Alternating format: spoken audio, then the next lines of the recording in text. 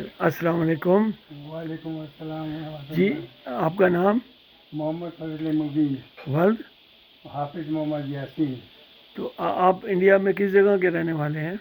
ہم انڈیا میں دہلی میں رہتے تھے، دہلی میں بازار سیتارام بتا رہے، وہاں گلی تھی، وہاں مکان تھا۔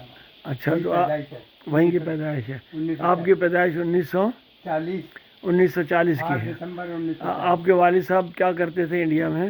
ہمارے والد صاحب گورنمنٹ سرونٹ تھے، اے جی آفس میں؟ انڈیا۔ اے جی انڈیا میں، ٹھیک ہے۔ اور آپ مائیگریٹ کے کچھ حالات جانتے ہیں؟ کس طرح سے آپ نے مائیگریٹ کیا اور کیا کیا حالات گزرے؟ حالات تو بہت خراب تھے، لیکن یہ کہ جب آنے لگے تو ہمارے والد صاحب جب آفس میں گئے اور ان سے پوچھا گیا کہ پاکستان کون کون جائے گا، ٹھیک ہے۔ وہ کھڑے ہو گئے، کہیں میں جاؤں گا۔ ہم، تو وہ سارے لوگ جو دفتر کے حیران ہوئے کہ تم حافظ صاحب پاکستان کیوں جانا چاہتے ہو؟ انہوں نے کہا بس مسلمان ملک ہے، پاکستان بن رہا ہے، ہم رہیں گے آزادی سے اپنے تہوار منائیں گے، عبادت کریں گے، یہ وجہ سے۔ یہ وجہ سے تو آپ کس جگہ سے مائیگریٹ کر کے آئے؟ دہلی سے۔ دہلی سے۔ بھٹنڈا میں کیا تھا آپ کا سلسلہ؟ بٹھنڈا میں تو بس ہم گزرے تھے، ہماری ٹرین جو تھی وہ گزری تھی، جب دہلی سے ہم لوگ چلے تھے تو ہماری ٹرین کے اندر بم بلاسٹ ہوا تھا، سکھوں نے بم بلاسٹ کیا تھا، تو وہ دو بوگی اگلی جو تھی وہ الٹ گئی تھی۔ اس کے بعد جو ملٹری نے چاروں طرف لیکن اس سے پہلے یہ بتائیں کہ جب آپ نے فیصلہ کیا، آپ کے والد صاحب نے، حافظ صاحب نے، کہ ہم پاکستان جائیں گے، تو وہاں کے مسلمانوں نے جو رہنے والے تھے، جو مستقل وہاں رہتے تھے، کیا انہوں نے کوئی روکنے کی کوشش کی یا کوئی آبجیکشن کیا؟ نہیں، انہوں نے یہ کہا کہ حافظ صاحب یہاں آپ کو کیا تکلیف ہے، آرام سے ہیں، آپ کے والد صاحب مولوی صاحب ہیں، مسجد تھی وہاں بازار سیتارام میں، کٹی کی گلی کہلاتی تھی، اسی مسجد تھی، اس میں تو امام کون تھے۔ سی گلی؟ کٹی گلی، پٹی کی گلی؟ ہاں۔ اچھا۔ تو اس میں وہ امام صاحب تھے، وہی مسجد میں حجرے میں رہتے تھے۔ ویسے ہمارا گاؤں جو تھا گجر ننگلا تھا، ضلع فیروز جھیرکا، وہاں ہماری زمینیں بھی تھیں، لیکن والد صاحب کیونکہ تعلیم حاصل کرنے کے بعد ملازمت اختیار کر لی، لہٰذا وہ دہلی میں آ گئے تھے۔ وہیں دہلی میں ہماری رہائش بھی تھی، اور لوگوں نے بہت سے کہا کہ حافظ صاحب آپ نہ جائیں، بلکہ کچھ سے ہندوؤں نے بھی کہا کہ آپ وہاں جا کے پریشان ہوں گے، کیوں آپ جانا چاہ رہے ہیں؟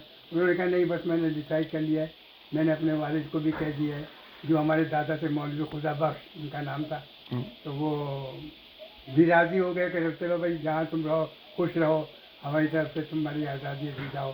تو وہ والد نے ہم نے گھر میں آ کے بتایا کہ ایسے ایسے میں نے فیصلہ کر لیا ہے۔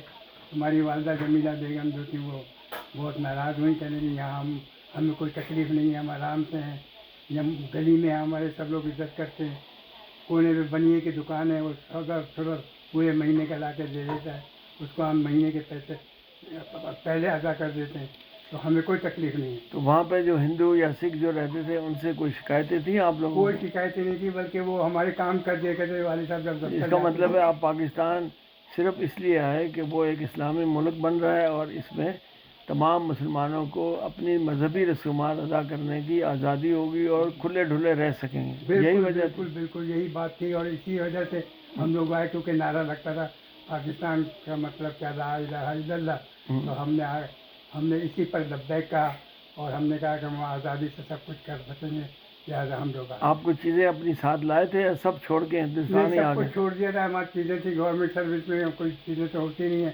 سامان وامان تو ہمارے پاس زیادہ نہیں تھا، لیکن یہ ہے کہ بس کیونکہ زمینیں تھیں آپ لوگوں کی؟ زمینیں تھیں، وہ ہمارے وہ چاچا اب سلیمان اور اب داؤد صاحب وہ وہاں رہتے، گاؤں میں ہی رہتے تھے، کھیتی باڑی کرتے تھے، ہمارے حصے کی زمین بھی وہی تھی، ہاں۔ لیکن پاکستان آنے کے بعد وہ کچھ زمین ہمارے والد تو صاحب آپ کے کتنے قلعے زمین جو آپ کو پاکستان میں آنے کے بعد اس کے مقابلے میں ملی؟ 17 قلعے تھی؟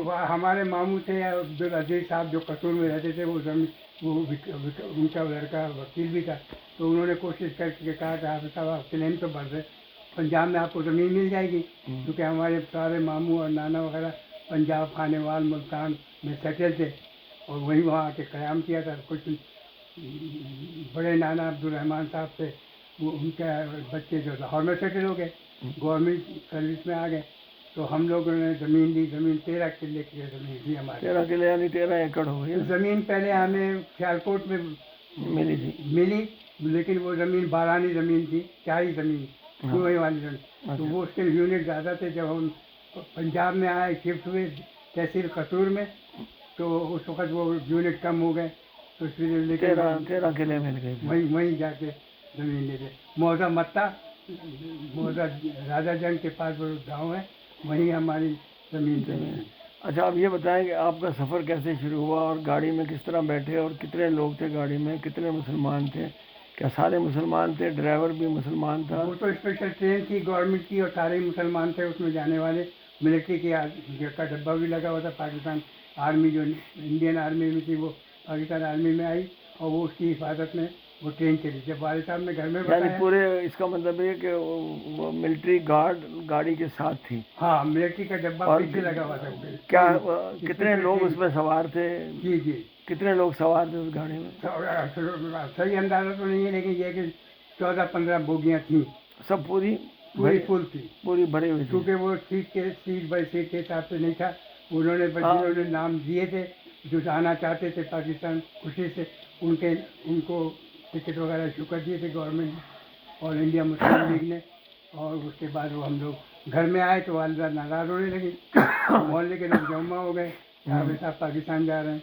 तो हमने कहा भाई अब तो जो डिसाइड हो गया, नौकरी का मसला है, वहाँ भी नौकरी मिल जाएगी। और इसकी एक्चुअली हम लोगों ने पाकिस्तान को ऑप्ट किया है। पाकिस्तान को ऑप्ट करने का मतलब ये है कि खुशी से हम पाकिस्तान को एक्सेप्ट करके आए हैं और हमारी नौकरी यहाँ पर लगी। हमारे वालिद साहब की नौकरी AGTR में आए, फिर वो फूड इंडस्ट्री सप्लाई में भी आए और यही मुलाजमत से रिटायरमेंट हुआ। अच्छा, तो अब सफ़र का बताएं, जब गाड़ी भरी तो आप वहाँ से चले कैसे?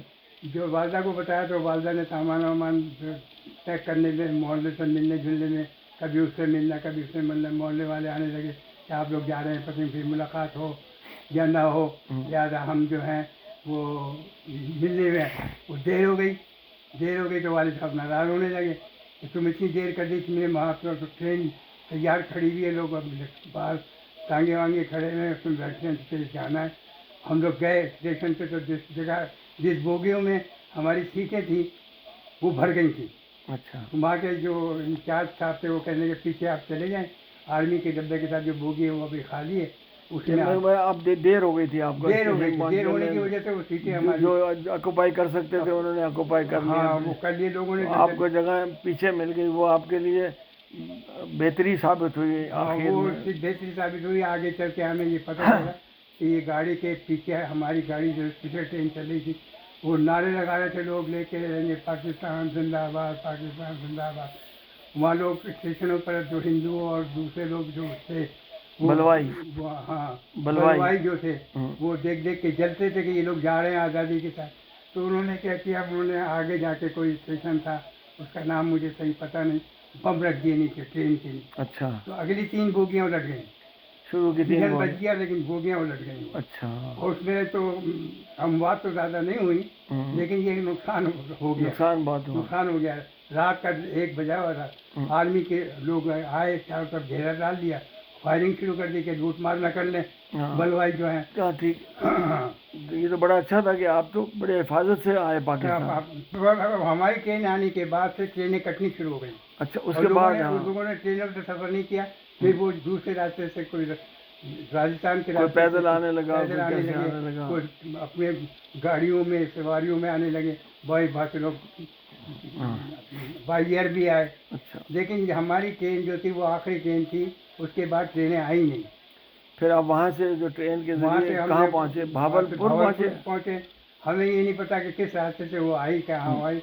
इतना ज़रूर पता है कि जहाँ भावलपुर में आकर सुबह फजर के टाइम गाड़ी रुकी तो वहाँ पे लोग बाल्टियों में दूध और बड़ी बालूशाही, पाकिस्तान वालों ने जो रहते थे उन्होंने बड़ी खिदमत की, वहाँ बहुत खिदमत की भावलपुर, ऐसा जैसे अपना खून समझ के उन्होंने हर चीज़ खिलाई पिलाई, दूध बाल्टियों में लेके आए। बिल्कुल बिल्कुल। उन्होंने कहा ये इस आदमी, इस गाड़ी को लोगों ने हमला किया है, ये लोग प्यासे भूखे हैं, इनको जो चीज़ देती है जो बगैर किसी उजरत के उन्होंने दूध हर चीज़ फ्री में आपको देने लगे। हाँ, गाड़ियों में बैठ कर बच्चों के लिए दूध, बड़ों के लिए जब रोटियाँ جو کچھ ہو سکتا تھا جو کھانے پینے کی افراد پینے کر کی دی کوئی انہوں کمی نہیں نے، ہوئی۔ حالانکہ بیچ میں آپ بھوکے وغیرہ بھی تھے اور بہت وہ مشکل سے بہت پہنچے، سامان پانی بھی، لوگوں کے پاس سامان کم ہی تھا، سامان پانی وانی کا بھی مسئلہ ہوگا، لیکن پانی- یہاں آ کے ایک دم سے آپ کو ہر چیز کی ہر فراوانی چیز ہوگی۔ کی فراوانی، اتنا اچھا ریسپشن کبھی نہیں ملا۔ میں تو چھوٹی عمر کا تھا، 8 سال میری عمر تھی اس کی، ماشاء اللہ۔ تقریباً 47 میں ہم لوگ آ گئے تھے، ہوں۔ تو 7 سال 8 سال پاکستان بننے سے کچھ پہلے ہی آئے تھے؟ پہلے آ گئے تھے ہم، 2-4 دن پہلے آ گئے تھے۔ اناؤنسمنٹ ہم جب کراچی پہنچے تو اناؤنسمنٹ ہوا، 14 اگست بعد 14 میں اگست، آیا۔ ہاں۔ ہم لوگ تقریباً 7 یا 8 اگست کو آ گئے۔ لیکن بیچ میں تو لوگوں کو بہت مشکلات آئیں، جو بعد میں گاڑیاں کٹی۔ ہم نے سنا ہے بہت مشکلات آئی ہیں اور بہت پریشان لوگ ہوئے ہیں، لیکن اب اس کیا کیا جائے، یہ ہجرت تھی اور ہجرت میں تو نقصانات ہوتے ہی ہیں، اور آزاد ملک حاصل کرنے کے لیے ہاں، ہجرت کی۔ ہاں ماشاء اپنا اللہ۔ مقصد حاصل کرنے کے لیے ہم تو لوگ پھر آپ یہاں سے کہاں پہنچے؟ وہاں سے باولپور سے ہماری اسپیشل ٹرین جو تھی وہ سیدھی آ کے کراچی آ کے رکی، اچھا، سب کراچی آ گئے؟ کراچی آ کے رکے، اچھا۔ کیونکہ تقریباً سارے گورنمنٹ سروس میں تھے اس میں، اور ایسے لوگ تھے جو بزنس سب میں، پڑھے لکھے لوگ تھے سب پڑھے لکھے لوگ تھے اور کاروباری؟ بزنس چھوڑ کر بھی آئے تھے اچھا۔ انڈیا میں، وہ بھی آ گئے۔ یہاں میں ایک ذکر اور ذرا کرنا چاہتا ہوں، عبدالغنی محمد اسماعیل تاجی رتر والے جو ہیں، ہوں۔ وہ ہمارے والد صاحب کے بہت قریبی عزیز، قریبی دوست بھی تھے، کیونکہ ان کے سب بچوں کو ہمارے والد صاحب نے قرآن شریف حفظ کروایا، ہاں، حافظ کا نام ہے نا آپ کے ان کی والد صاحب؟ دکانوں پہ حافظ وہ بھی کراچی آ گئے، اور یہاں بھی انہوں نے دکان کھولی، اسماعیل صاحب ان کے ہاں مجھے وہ تھے، وہ بہت مشہور تھے وہ، اور ابھی بھی وہ ان کا تقی نام لڑکا ہے، وہ بڑی عزت کرتا ہے جب ہم جاتے ہیں، بس چھوٹے ماسٹر جی کہتے ہیں انہیں۔ وہ بھی کراچی آ گئے، وہیں ملاقات بھی ہوئی، تو وہ والد صاحب کو گورنمنٹ سروس مل گئی AGPR میں، اور وہ IDC ہوئے تھے، UDC ہوئے تھے، انہوں نے سپرنٹینڈنٹ پہ ریٹائرمنٹ کی۔ اچھا ماشاء اللہ۔ مطلب خاندان آپ کا مطلب ایسا کوئی جاہل خاندان نہیں تھا، سب پڑھے لکھے ہی لوگ تھے جو جی ہاں، وہاں پڑھے سے لکھے آئے؟ لوگ تھے، وہ پڑھے لکھے لوگ الگ الگ تہذیب یافتہ لوگ تھے، تعلیم عزت تہذیب کرنا یافتہ جانتے تھے تعلیم۔ لوگوں کو، گالی گفتار سے بات نہیں کرتے تھے، ہوں۔ اور وہ کوئی ٹکسالی زبان ہماری نہیں تھی کہ جناب ہماری کسی کی زبان کو برا کہیں یا کسی کے مذہب کو برا کہیں، کیونکہ دین بھی ہمیں یہی سکھاتا ہے کہ سب کی عزت کرو اور عزت کراؤ۔ تو یہاں جب کراچی میں آئے تو کہاں پر آپ نے؟ ہم کراچی میں آئے، AB سینئر لائن ہے، ایلومینیم کوارٹر سے، ہاں، اور اس میں ایلومینیم کے بنے ہوئے تھے وہ؟ ایلومینیم ٹین کی شیٹوں کے؟ چادریں جو تھی، ایلومینیم کی شیٹیں کی چادریں، چادریں۔ ان کے کوارٹر بنے ہوئے تھے AB سینئر لائن۔ اچھا۔ وہ تو اب تو وہاں پر بڑی آبادی ہو گئی ہے، ہاں۔ وہاں آ کے ہمیں ٹھہرایا گیا اور کہا گیا کہ اس کے بعد آپ جو ابھی گورنمنٹ جو ہے وہ بنا رہی ہے، گورنمنٹ آف پاکستان کوارٹر، سرکاری کوارٹر بنا رہی ہے، Martin road, Jahangir road, Clayton road, ہوں۔ یہ اور بس کالونی تو بہت بعد میں بنی، ہوں۔ تو ہم لوگ وہاں پر رکے 3-4 مہینے وہاں پر ٹھہرے، اس کے بعد شفٹ ہو گئے ہم لوگ مارٹن روڈ میں، Jamshed road number 3 Martin quarter میں۔ اچھا۔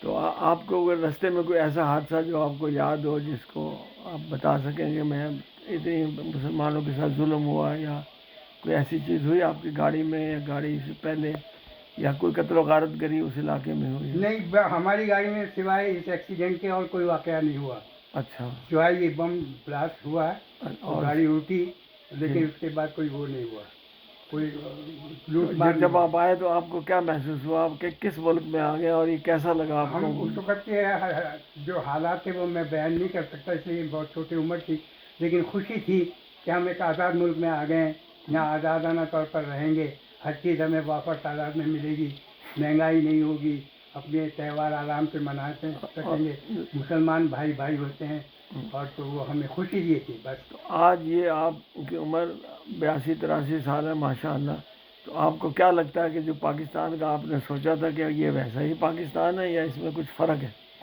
جس سلسلے میں نے ایک مضمون لکھا تھا، قائد اعظم کے نام ایک بچے کا خط، اور وہ نقاد میں چھپا تھا، ظفر نیازی اس کے ایڈیٹر تھے، اس میں میں نے یہ بتایا تھا کہ بابا قائد اعظم، آپ نے جو پاکستان بنایا تھا اور جو وعدہ ہم سے ہوا تھا، کیا گیا تھا، وہ وعدہ کوئی بھی پورا نہیں ہوا، ہر قسم کی مہنگائی، ہر قسم کی تباہی، ہر قسم کی مصیبتیں ہم پر نازل ہو رہی ہیں، اور کوئی سنوائی نہیں ہے کسی سے۔ تو جب میرا وہ آرٹیکل چھپ گیا تو مجھے کراچی کے ڈپٹی کمشنر نے بلایا، اس وقت میں انٹر میں پڑھتا تھا، اس کو کہنے کہ تم اتنے اسٹوڈنٹ ہو کے اتنا بڑا مضمون تم نے لکھ دیا، قائد اعظم کے نام بچے کا خط، اور اس میں تمام فضل و قصائی اور تیلی کا ذکر کر دیا، یہاں پر جعلی چیزیں ملتی ہیں، ملاوٹ ہوتی ہے، गधे घोड़े का गोश्त बिका जाता है, ये सब चीज़ें लिखने के बाद तुम्हें आइंदा से हम तम भी करते हैं इसको तुमको नहीं लिखना। मैंने कहा अच्छा जी सॉरी, मुझसे गलती हो गई, आइंदा मैं नहीं लिखूँगा। मैं शुरू से मुझे शौक था मज़ामीन लिखने का। लेकिन आपके ख्याल में क्या पाकिस्तान आपने ऐसा पाया कि जिसमें मतलब अकरबा परवरी और एक दूसरे को मतलब रिश्वतखोरी और ये चीज़ें आपने शुरू से देखी या ये अब आज नज़र आ रही हैं? नहीं, ये सन 50 के बाद से ये शुरू हुआ। 50 तक तो बड़ा अच्छा हमने ज़माना गुजारा। हम लोग रात को 1-1 बजे तक आते थे। कोई लूट मार, कोई कत्ल गारदीगिरी, कोई चोरी डकैती नहीं होती थी। लेकिन 55 के बाद हालात ऐसे ख़राब हुए, आहिस्ता आहिस्ता ख़राब होते रहे कि हम लोग परेशान होने लगे। अब हम अकेले निकल, हमारे वालिद कहते थे अगले क्वार्टर के अगले गेट से लड़कियों को नहीं भेजते थे, हमारी बहनों को। वो कहते थे पीछे के दरवाजे से जाओ, कि बाहर लोग बैठे हुए हैं, वो देखेंगे कि हाफिज साहब की लड़कियां जा रही हैं। लिहाजा हम लोग पीछे के दरवाजे से निकल के स्टॉप पर जाते थे और बजाय जमशेद नंबर 3 से बैठ के हम बैठते थे हैदराबाद कॉलोनी जेल चौरंगी के पास से, ताकि लोगों को पता ना चले किस घर से ये लोग निकले हैं और किस घर में जा। खौफ आ गया था। खौफ आ गया था। हाँ, लेकिन जब पाकिस्तान बना था तो उस वक्त खौफ नहीं था, लेकिन उस वक्त तो बहुत आज़ादी लगती थी। आज़ादी लगती थी और वो खुशी का दौर था। इसका मतलब है कि शुरू से ही पाकिस्तान के अंदर एक बनने के 5-6 साल बाद ही ऐसा लगा कि पाकिस्तान में वो आज़ादी नहीं है जो हम सोच के आए थे। बिल्कुल, पहले 1 रुपए का 3 सेर आटा मिलता था, 10 आने किलो का गोश्त होता था और सब्जी वाला सब्जी देता था तो नींबू मिर्चें हरा धनिया फ्री में देता था। इस किस्म की आज़ादी तो हमने इंडिया में नहीं देखी थी। हाँ, नहीं बिल्कुल। तो ये सब चीज़ें हम देखते थे। हम 1-1.5 रुपये 2 रुपये में 135 रुपये हमारे वाले साहब की तनख्वाह थी, उसमें पूरा महीना गुजारा होता था। स्कूल की फीस भी जाती थी। और मुझे अच्छी तरह याद है जब मैंने MSc में दाखिला लिया कराची यूनिवर्सिटी में, तो पहले सेमेस्टर के 144 रुपये मैंने भरे थे, एक सेमेस्टर के। अब अंदाज़ा कर लीजिए, एक सेमेस्टर का 3 महीने वाला 6 महीने का, जो 6 महीने का होता है, 6 महीने का, आधे साल का 144 रुपये भरे।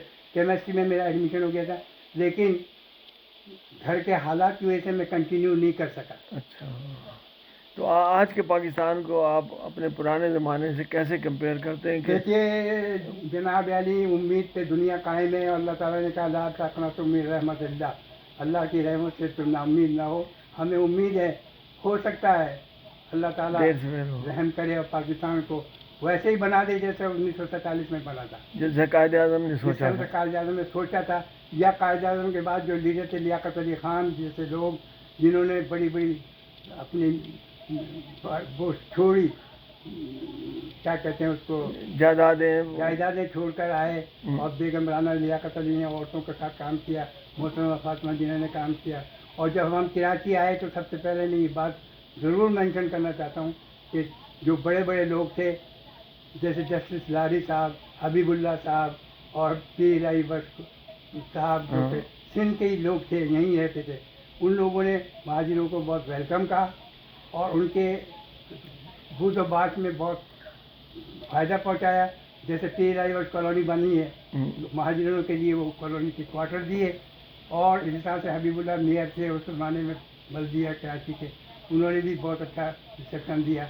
और पाकिस्तान के अंदर हम कराची में बड़े खुश तरीके से रहे। मैट्रिक तक हमने 56 में मैंने मैट्रिक किया, तो 56 तक हमने बड़ी खुश असलूबी से पाकिस्तान में ज़िंदगी गुजारी, गो के सादगी से गुजारी। हमारे पैरों में लकड़ी की खड़ामें होती थी, हमें पैंट के अंदर कमीज नहीं थी। मैट्रिक तक मैं मकबूल आम हाई स्कूल हैदराबाद मकबूल जो से मैंने मैट्रिक किया 1956 में। और बशीर अहमद सद्दीकी जो थे बोर्ड ऑफ सेकेंडरी एजुकेशन के सेक्रेटरी थे, वो हर जगह जाते थे, देखते थे कि कोई चोरी चकारी तो नहीं हो रही, देखिए कोई नकलबाजी तो नहीं हो रही। और आजकल तो ये है कि मोबाइल चल गए, पेपर पहले ही आउट हो जाते हैं और सॉल्यूशन उनको मिल जाता है। तो तालीम हासिल करने का ये तरीका है, तालीम का मियार भी गिर गया। अच्छा, ये बताएं कि आप क्या समझते हैं कि जब पाकिस्तान में लोग आए उनको महाजर कहा गया, और वो महाजर तस्वुर यही किया जाता था कि वो उर्दू स्पीकिंग है। क्या सिर्फ उर्दू स्पीकिंग ही महाजर आए थे या पंजाब के भी लोग आए थे? और मैंने तो यहाँ तक सुना है कि पंजाब के लोग ज़्यादा थे जो पंजाब में जम हो गए, اور اس کے بعد انہوں نے اپنے آپ کو مہاجر کہنا بھی چھوڑ دیا، حالانکہ پنجاب سے بہت آئے تھے. آپ کا کیا تاثر ہے؟ میرا تاثر یہ ہے کہ پاکستان جب بنا ہے تو اس میں کوئی صرف اردو اسپیکنگ والے ٹرانسفر نہیں ہوئے انڈیا سے. پنجاب، ایسٹ پنجاب پورا کا پورا آیا ہے، اور وہ آ کے کیونکہ وہ لوگ زمیندار طبقے کے لوگ تھے، تاجر تھے، بڑے بڑے جناب علی، انہوں نے اپنی کاروبار کو چھوڑا، اپنی زمینوں کو چھوڑا. گو کہ یہاں کلین میں زمینیں ان کو پنجاب میں مل گئیں، کیونکہ پاکستان ایک زرعی ملک ہے. اگر پاکستان میں زراعت کو ترقی دی جائے تو پاکستان پورے ایشیا کے اندر سب سے اچھا ملک بن سکتا ہے. لیکن ایمانداری اور محنت اور جاسوسانی سے کام کیا جائے. تو اردو بولنے کا مطلب یہ نہیں ہے کہ اردو بولنے والا مہاجر ہے، نہیں. چاہے وہ سندھی ہو، چاہے بلوچی ہو، چاہے پٹھان ہو، چاہے اردو بولنے والا ہو یا پنجابی بولنے والا، اس قسم کی لسانیت کو میں قطعی طور پر کنڈم کرتا ہوں. اب آپ اپنے آپ کو مہاجر نہیں کہتے، بلکہ مہاجر آپ ہم نہیں کہتے، اور پاکستانی. نہ ہم مہاجر ہیں. ہجرت کر دی، اس ختم کے ہو بعد آپ جو ہے انصار بن گئے. ہاں. وہ سب چاہے سندھی، پنجابی، بلوچی، پٹھان، سب ایک بھائی ہیں، کیونکہ وہ ایک لڑی سے جڑے ہوئے ہیں، ہاں. اسلام کی لڑی سے جڑے ہوئے ہیں. ایک جگہ نماز پڑھتے ہیں، ایک قرآن کو پڑھتے ہیں، ایک رسول کو مانتے ہیں، خدا کو مانتے ہیں. تو پھر کیسے وہ کفر کا پڑ جائے گا؟ کوئی یہ سب نعرے بازی ہیں، اور یہ صرف ایشو ایسے سیاسی ایشو ہیں. اپنی اپنی دکان چمکانے کے لیے لوگ جو ہیں وہ آگے آتے ہیں اور ایک نئے سے نیا نعرہ لگا دیتے ہیں. تو یہ چیزیں پاکستان کو کمزور کر دیا. کمزور کر رہی ہیں، اور زنگ لگ گیا ہے پاکستان کو. اب جو ہے ہمارے بچے پریشان ہیں کہ کیا ہوگا اور کیا نہیں ہوگا. آنے والی نسلوں کے لیے تکلیف ہے، لیکن پھر بھی کیونکہ ہمارا ملک ہے تو ہم اس کو یہی خواہش رکھتے ہیں کہ یا اللہ تو ہم تو یہ چاہتے ہیں کہ اس ملک کی ترقی ہو، اور پاکستان کے عوام کوئی رات کو بھوکا نہ سوئے، اور جو خلفائے راشدین کا زمانہ واپس آئے، جس طرح سے حضرت عمر لوگوں کی تکلیفوں کو رفع کرتے تھے، ایسے ہی لیڈروں کو چاہیے کہ لوگوں کے گھر گھر جا کے یہ بجائے مردم شماری کرنے کے یہ پوچھیں کہ تمہیں کیا تکلیف ہے، تمہاری کیا پریشانی ہے. ان پریشانیوں کو دور کرنے کے لیے مردم شماری کی جائے. صرف آدمیوں کو گننے کے لیے مردم شماری نہیں ہونی چاہیے. آپ کیا سمجھتے ہیں کہ یہاں کے جو امیر طبقہ ہے جو اور امیر ہوتا جا رہا ہے، کیا اس کا یہ فرض نہیں ہے کہ وہ غریبوں کی اس طرح سے مدد کرے جیسے طارق عزیز صاحب نے کی ہے، یا اور اس قسم کے دوسرے لیڈروں نے اپنی پوری جائیدادوں کو، اپنی پوری چیزوں کو پاکستان کے لیے وقف کر دیا، چیریٹی میں دے دیا؟ کیا یہ جو بڑے بڑے چیمہ اور نواز شریف، شہباز شریف، زرداری اور اس قسم کے لاکھوں بڑے بڑے جو لوٹ مار کر کے بڑی دولتیں کما چکے ہیں، ان کا یہ فرض نہیں ہے کہ اپنی ان زمینوں میں سے کچھ دیں لوگوں کو، کچھ چیریٹی کھولیں، کچھ کریں؟ کیا آپ کیا سمجھتے ہیں کہ یہ ایسا ہو سکتا ہے پاکستان میں؟ ہاں، ہو سکتا ہے، اگر یہ دل و جان سے اور اپنے دل کے اندر سے سوچیں کہ ہم سیکریفائس کا مادہ، قربانی کا مادہ اپنے ذہن میں لائیں، اور خلوص کے ٹھیک ہے، آدمی نفع کماتا ہے، کاروباری آدمی بغیر نفع کے کوئی کام نہیں کر سکتا، لیکن اس میں آٹے میں نمک کے برابر نفع ہونا چاہیے، نہ کہ نمک میں آٹے کے برابر نفع آدمی پیدا کر لے اور لوگوں کی خواہشات کو. میں تو سب سے بڑی بات یہ ہے مسعود صاحب کہ جناب علی صحت فری ہونی چاہیے، تعلیم فری ہونی چاہیے، اور پہلے کی طرح راشن ہونا چاہیے ہر ایک گھر کا. جیسے راشن بنا ہوا تھا، ہم لوگ ہفتے کو جاتے تھے، آٹا، چینی، چاول راشن سے لے کر آ جاتے تھے، راشن شاپ سے، اور اس میں وافر تعداد میں آٹا اور چینی، اور گھر کا گزر بسر آسانی سے ہو جاتا تھا. میں نے بتایا نا آپ کو کہ روپے کا 3 سیر آٹا ہم نے لیا ہے، جو آج امیجن نہیں کر سکتے. چینی جو تھی 12 کلو چینی تھی، 12 سے اس زمانے میں سیر چلتا تھا، کلو نہیں تھا. اور 8 آنے اور 4 آنے اور روپیہ یہ کرنسی تھی. تو آج کل تو بس اللہ ہی حافظ ہے. بھائی آپ دعائیں کر سکتے ہیں، اللہ تعالیٰ اس ملک کے اوپر اپنا رحمت کرے اور ہم اپنی جدوجہد جاری رکھیں اور اس کو ترقی کے راستے پہ کام کریں. جدوجہد جاری ہے اور دعا بھی ہے، اور ہم چاہتے یہ ہیں کہ کوئی ایسے مخلص لوگ سامنے آئیں جو اپنے ملک کو آگے بڑھائیں رکھیں اور عوام کے مفاد کو آگے رکھیں. یہ صرف نعرے بازی نہیں ہے، یہ حقیقت ہے. ہر پاکستانی یہی چاہتا ہے، اور اس کی خواہش ہوتی ہے، لیکن اس کو کرنے نہیں دیا جاتا.